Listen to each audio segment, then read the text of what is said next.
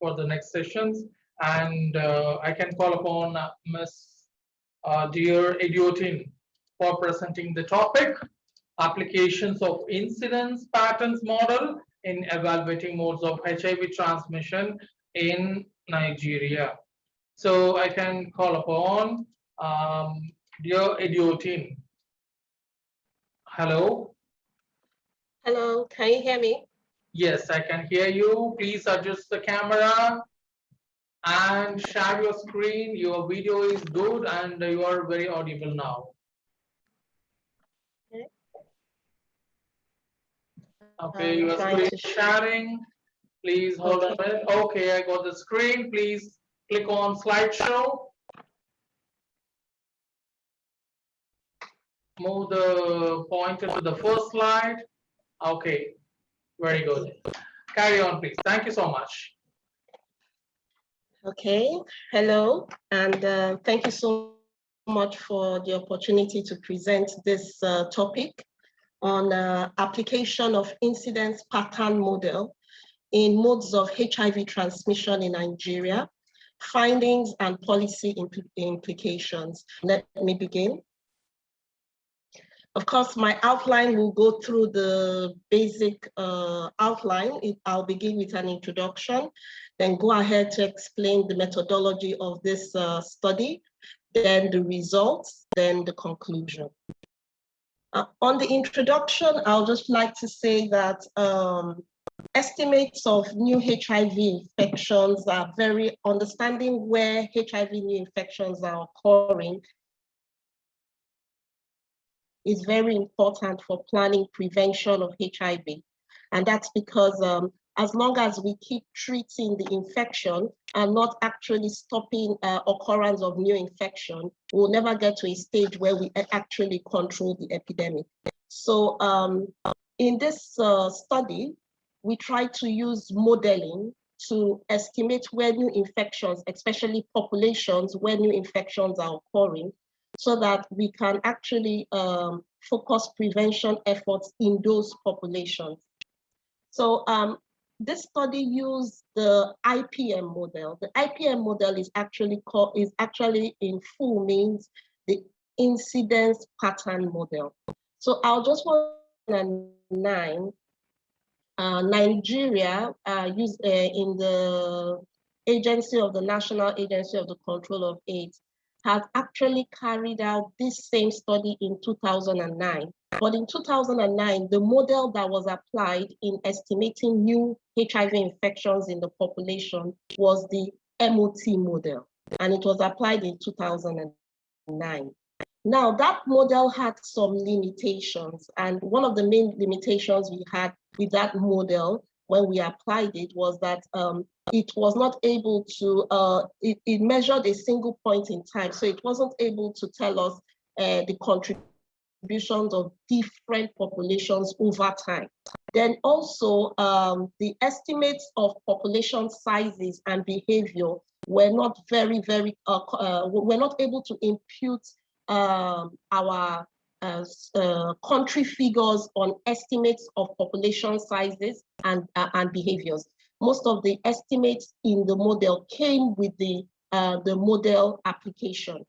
So we now had to, based on these limitations, a new model called the incidence pattern model was now developed in 2016. And Nigeria, the National Agency for the Control of AIDS, applied this model in estimating new HIV infections in the country in 2021. So just to explain a bit about the incidence pattern model. So basically, the incidence pattern model actually disaggregates populations by various factors that associate the population with HIV transmission.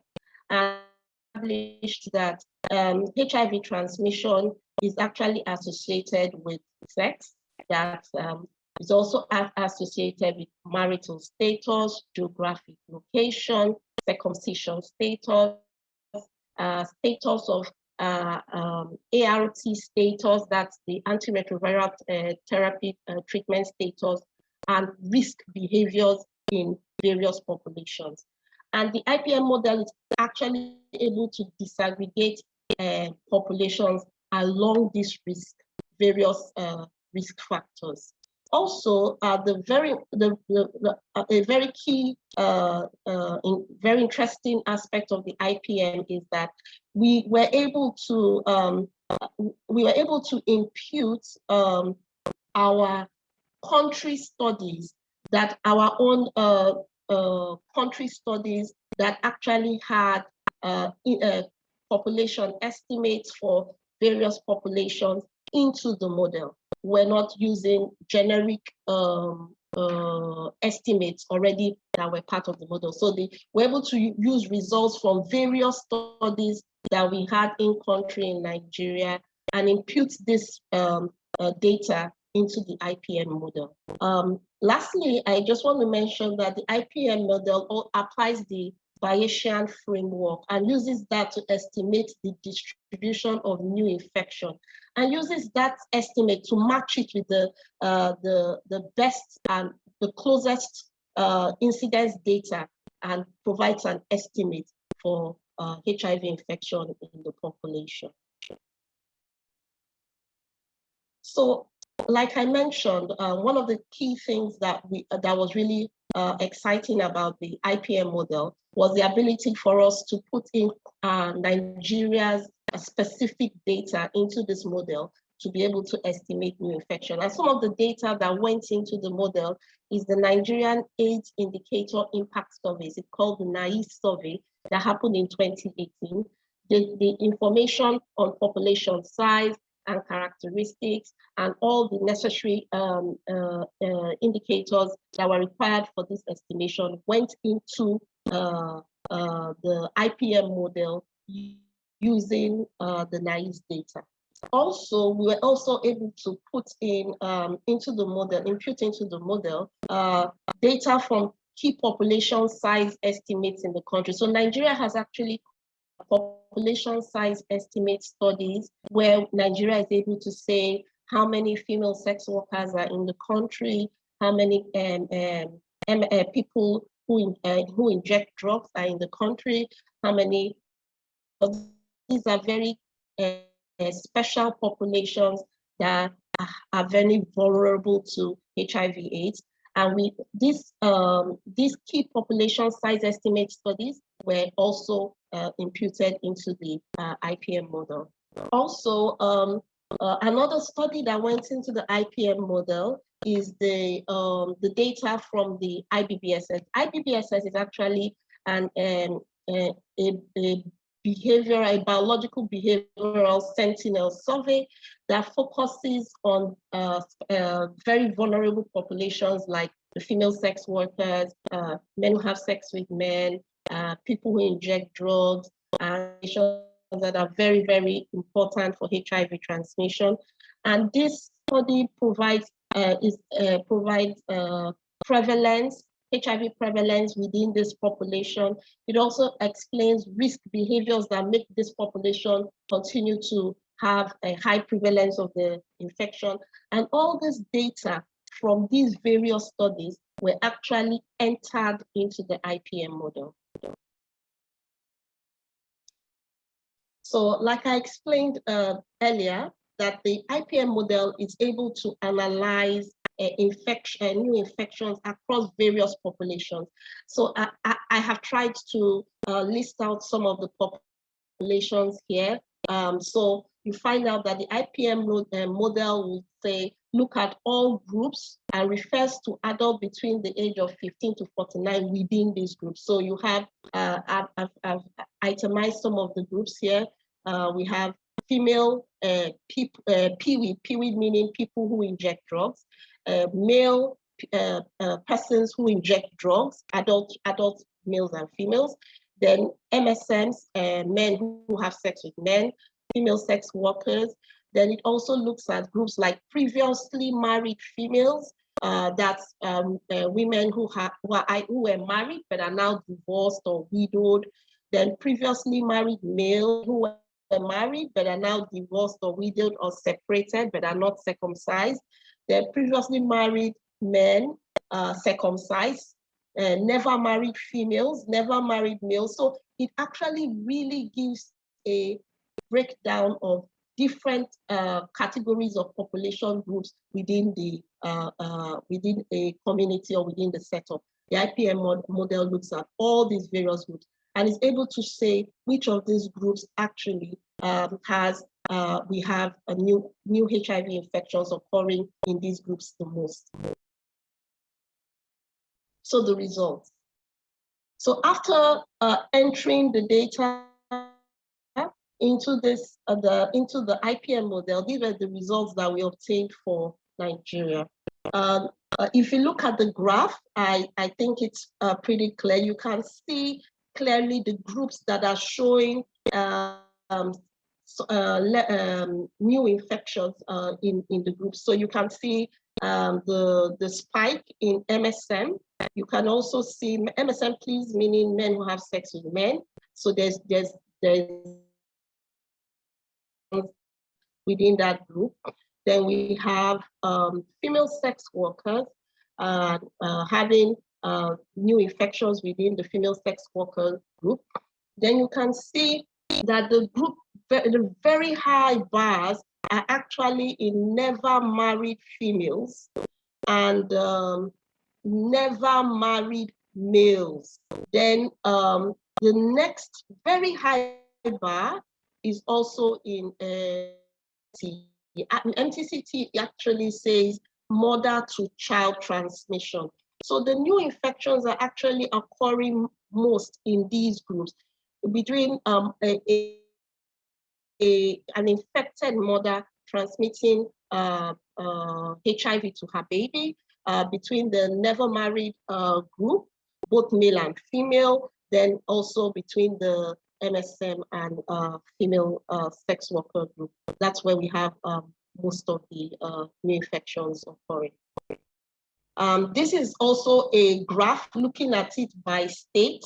I won't want to look at it that in depth, but what it's like in every state across the country. Where are the new infections occurring the most?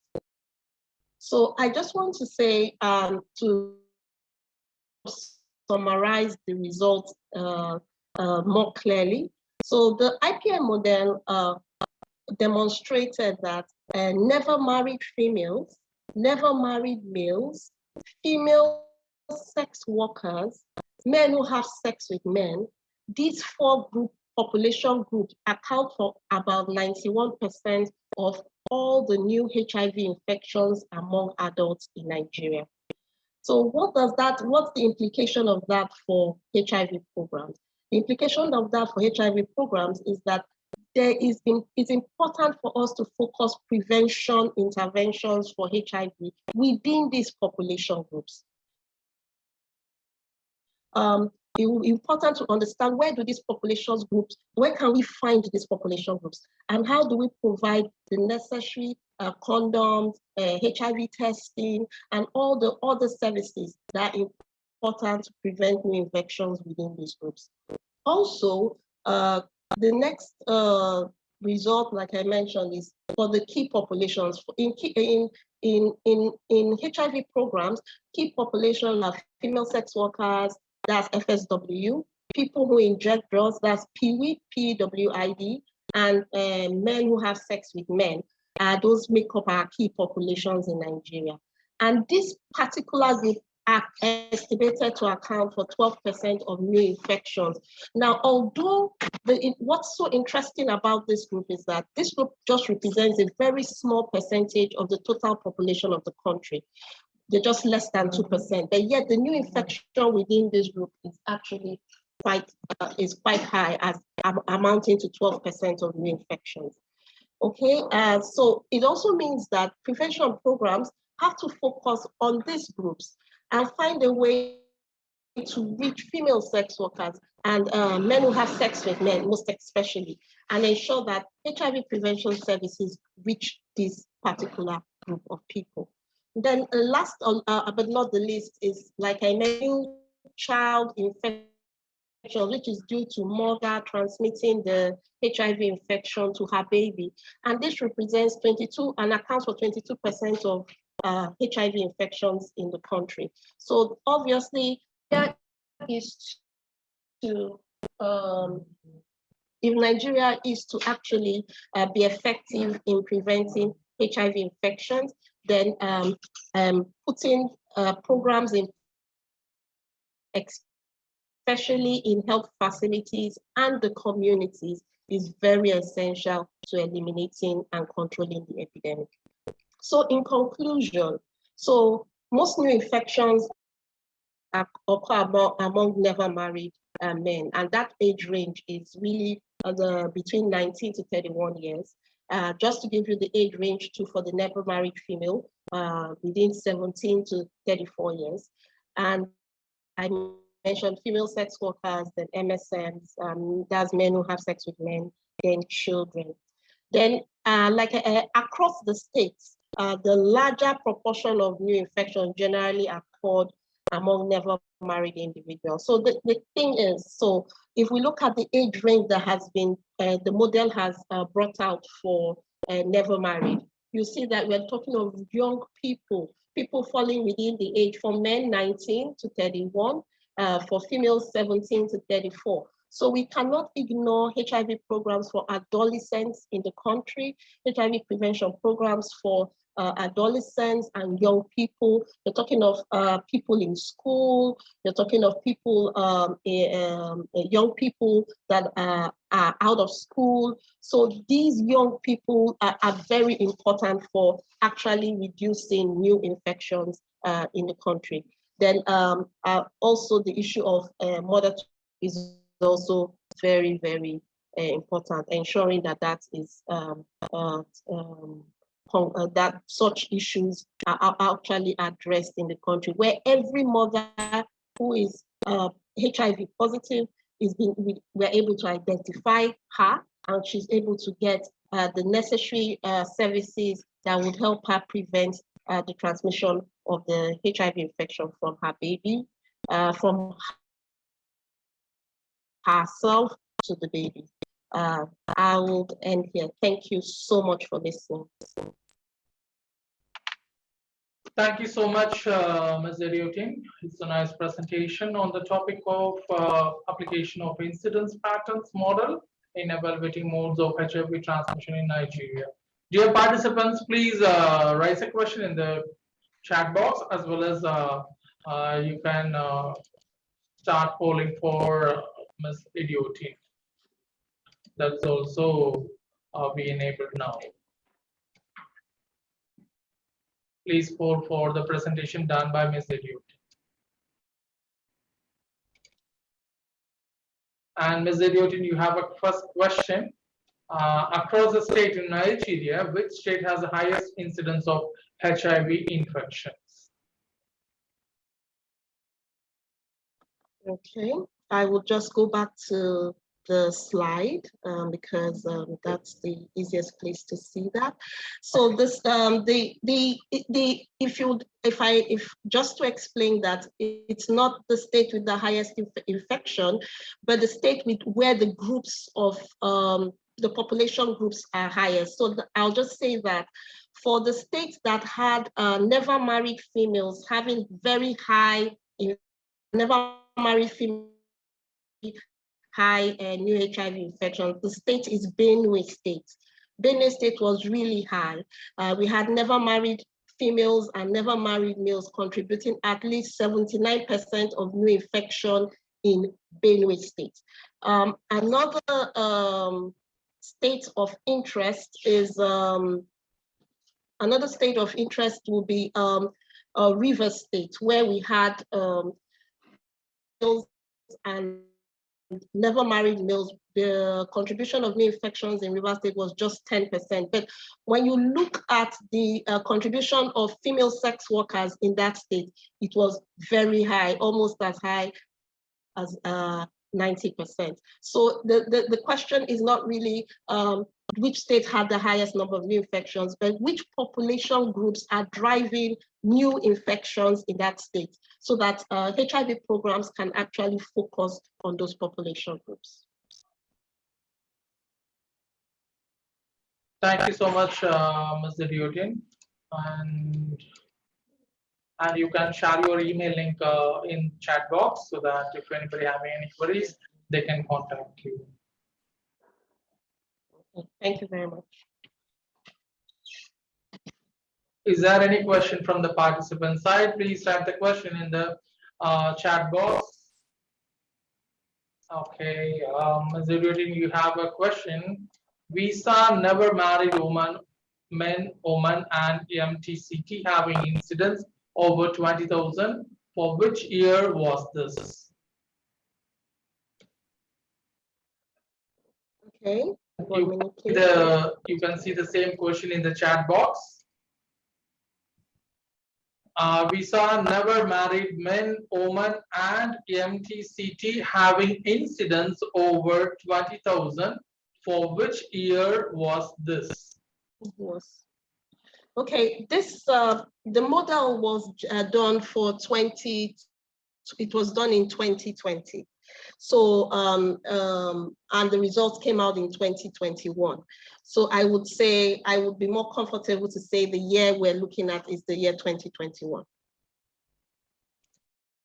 Okay, thank you so much, Ms.Idoteyin. Thanks for your time. Have a nice day. You can unshare your screens and you can make yourself as a participant. And you can see one more question and you can reply to the question in the chat box itself.